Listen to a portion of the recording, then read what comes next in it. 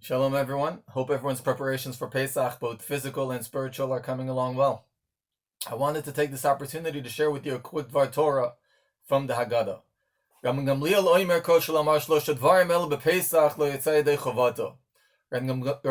says that there are three components that a person must mention at the Seder. Pesach, Matzah, Umaror. Pesach we mentioned to commemorate the fact that HaKadosh Baruch Hu hovered over our homes to protect us from the plague, from the Makat Bechoros, as all the Egyptians were being slain.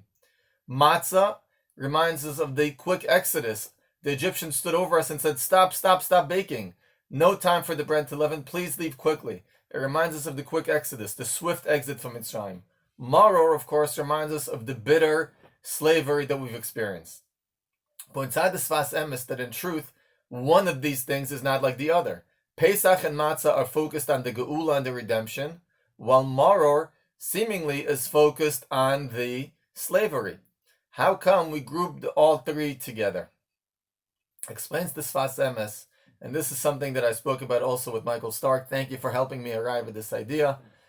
Explains the Sfas Emes that the truth is that the bitterness of the slavery is also part of the redemptive process. The redemption begins with tasting bitterness. It seems like initially the Jews were resigned to being slaves. They did not seem to mind the slavery, I guess. There's no record in the Psukim of anything. Moshe is the one that's upset. He slays an Egyptian, but we have no record that the Jews are inspired by that. In fact, the next day, the two Jews tell him, oh, do you want to kill me like you killed the Egyptian? Only decades later does it say, Vayamat Melech Mitzrayim, the king of Egypt, died, Vayanchu Bnei Israel. And the Jews cried out, they sighed, and they tasted the bitterness of the slavery. That, says the Sfas Emes, is the beginning of redemption. When you're no longer resigned to your situation, when you're experiencing the pain and embracing it, for lack of a better word, embracing the pain as part of a redemptive process, when you realize, I won't stand for this anymore, that's the beginning of a Geula. So here too, many of us have experienced some sort of constraint and some sort of pain. May we learn to embrace that pain as a beginning of a redemptive process. May we not settle for it.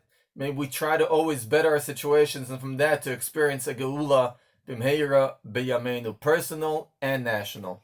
Have a wonderful Pesach, everyone.